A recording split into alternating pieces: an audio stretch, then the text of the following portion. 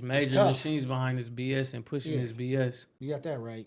And no matter how much we can talk to the small group of people that's in our little circle and have an effect on them, but the effect may only be in a moment. And when they walk out, they just be like, all right, I heard what my uncle said or whatever my parents said, but now I'm out amongst the hooligans. So now I'm on this hooligan time. But I think if the problem is we don't stay on them. We give them that one good talk and then we think that's supposed to just fix it or that's going to resonate with them. And they might take some things from that conversation, but I'm still living this life. And you not correcting me all the time or telling me, you just telling me that one time. You didn't just have this one conversation because you saw me do some wild stuff. I was just a little too extra today, so now you want to sit me down and talk to me. But then I went to 10. But what about when I was at 7? What about when I was at 6 and 7? You was just sitting back watching me. You didn't say nothing. Not you per se, but I'm just saying. I get it. So it's like I think it takes more than just that one conversation. It's like we have to consistently be in their face, on them, talking to them, saying things like our platform, speaking about it. You know what I'm saying? It can't just be like we talk about it today, we're going to talk about it for the rest of the year. Like somebody should have walked by Cardi B in the mall like, disgusting. You were pregnant with somebody's baby. Somebody should have threw a tomato. That is horrible. She was in Long Beach today off of Atlantic. Yep. The homie was shout out to my nigga E Will. Well, I forget. I don't say none of that stuff. Where was she? She out here right now. She's in Long Beach off of Atlantic. Nah, man, you can't. Wait, hold on. Now we standing on business. Standing on business, man. Standing on business. Speaking of it, Cardi, come on. But surprise! Shout out E Will also, man. Yeah, shout out doing my his brother thing, man. E. Will, man. But I think we have our answer. You know what I mean? I think we have our answer. Yeah. But I think she hurt. And I think that's what we're seeing. But so there's entertainment. Okay, she's an entertainer. She's entertainment. That's what she does. Yeah. Now let's flip that and say if a man was doing what she was doing, like getting a girl pregnant while he's married with the like. Look at Tyreek Hill. Look at Stephon Diggs. They dragged them through the mud. Yeah. They dragged them through the mud for doing the same thing. But it's for sure. It's double standards on both ends, though, and that's where I feel like that's in the world of men and women. Like the they double act like it's standards okay for be women. Like removed. you can be free, you can do what you want to do, but when a man do it, like we amongst ourselves, we be like, "You good," and we'll pump it up. But the media make the man like, "This is his 14th kid." You a dog, you a hoe. 8 different baby moms. All this, that, and the third. But then, like I said, it be different strokes for different folks, but.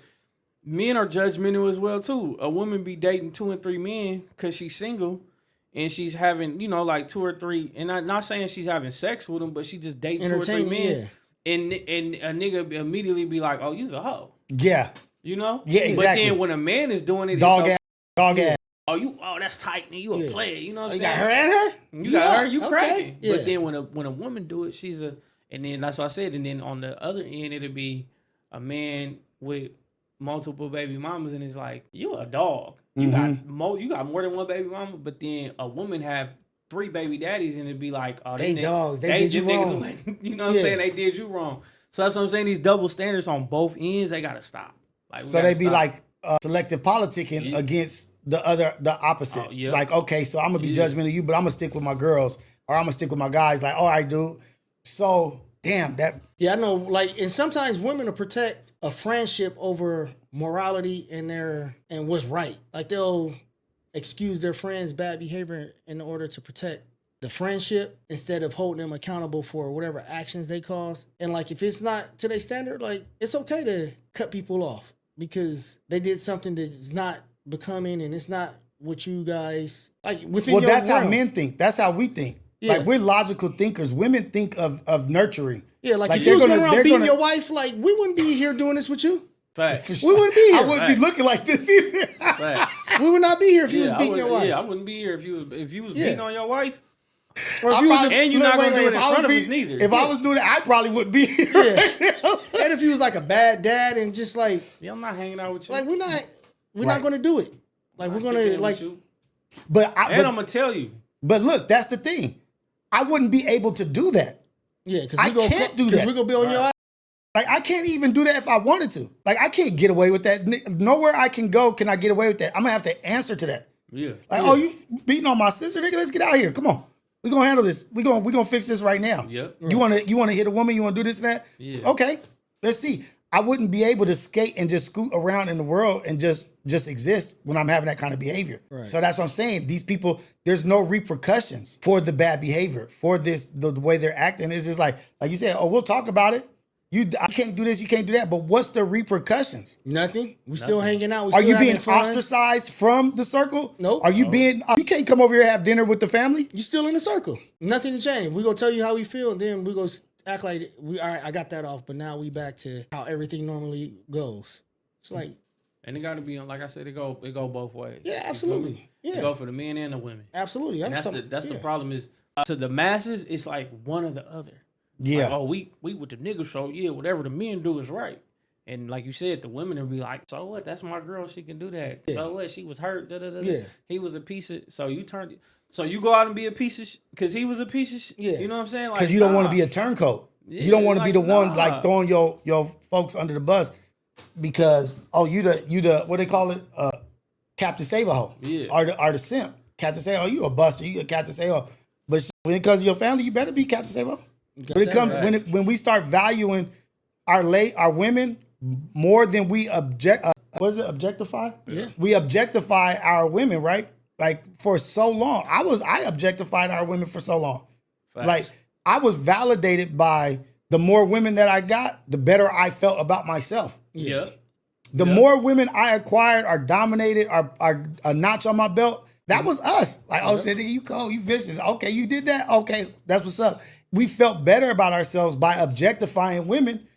But now I see more value in platforming them and putting them on a pedestal and giving them the confidence and strength to be individuals to do the right thing. Yeah. But for so long, I fed into that shit. Yeah. Like, come on, man. You know when China started taking over as a superpower? Have you ever studied that? When like a lot of their businesses started like super booming and everything else like that? No, I have not. That's your problem now. No, I have not.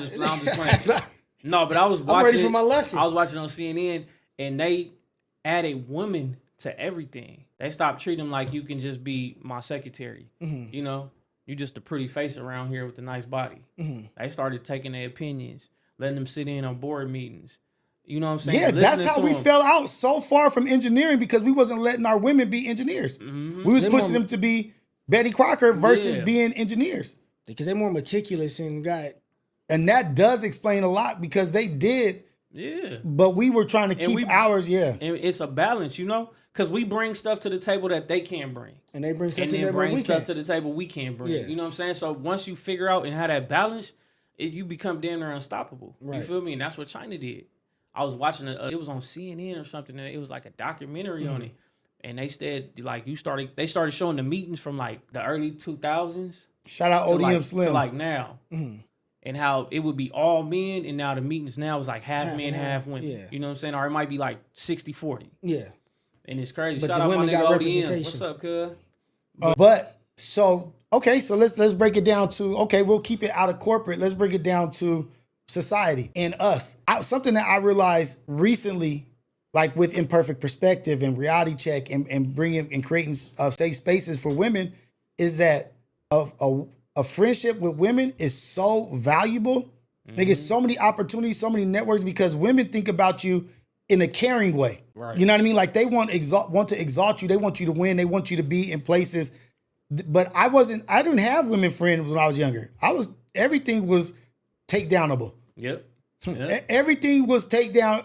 You can be a notch under my belt. Everything. That's what I wanted to say too, though.